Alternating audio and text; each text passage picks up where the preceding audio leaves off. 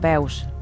Il nostre ecomuseo è stato creato nel El nostre ecomuseu va ser creat en 1999, quan va néixer l'associació Pro Ecomuseu, aquella que buscava promocionar l'ecomuseu. Per llei, són necessaris almenys 5 anys d'existència d'aquesta associació per ser reconegut com a ecomuseu. En Itàlia tenim les facilitats que ens ofereix la institució de la província, que intervé i ens ajuda econòmicament. Appoggia finanziariamente anche gli ecomusei. Abbiamo sviluppato vari progetti. Hem desenvolupat diversos projectes. Tenim la col·laboració amb el Parc Natural Adamello Brenta. També, dins del nostre ecomuseu, tenim el Parc Literari de Giovanni Prati, un autor italià molt conegut, un poeta que va viure durant diversos anys en aquells xicotets pobles. Hem desenvolupat també diverses activitats per posar en valor els productes típics locals. Abbiamo poi sviluppato varie attività per la valorizzazione dei prodotti tipici locali. Allò que Daniel havia comentat del procés d'arribar a un ecomuseu mitjançant l'associació Pro Ecomuseu, el reconeixement al cap de 5 anys, es pot donar perquè existeix una llei que així ho estableix.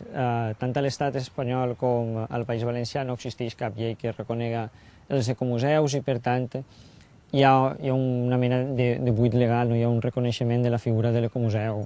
És un camí que caldrà fer a poc, però les administracions també s'hauran de posar les piles, tot i que aquesta mena d'iniciatives solen sorgir de la societat civil o de museus que entenen ja la seva activitat més enllà de l'exposició dintre d'un edifici.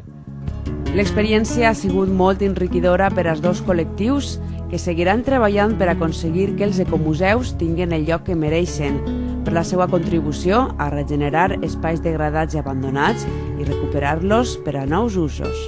In particolare ci è venuta in mente l'idea di fare questo scambio. La idea de fer aquest intercanvi té una valoració positiva. D'una banda, ens dona a conèixer altres experiències i ens pot donar idees de com desenvolupar nous projectes en Itàlia.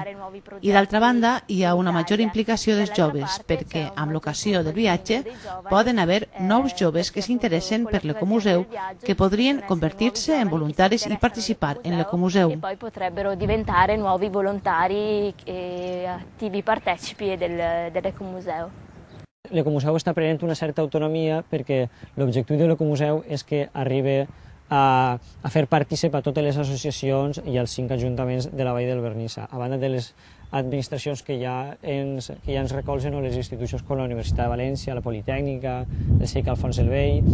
Un ecomuseu sense participació no té sentit i, per tant, els nostres esforços d'ara endavant van dirigits a continuar divulgant aquesta idea i anar concretant diversos projectes com el que segueix el fil argumental de la història dels conreus, però també aquell que abarcarà d'alguna manera, que presentarà el que serà l'ecomuseu, que serà el llibre de projectes i custòdia de l'Ecomuseu Vernissa Viu.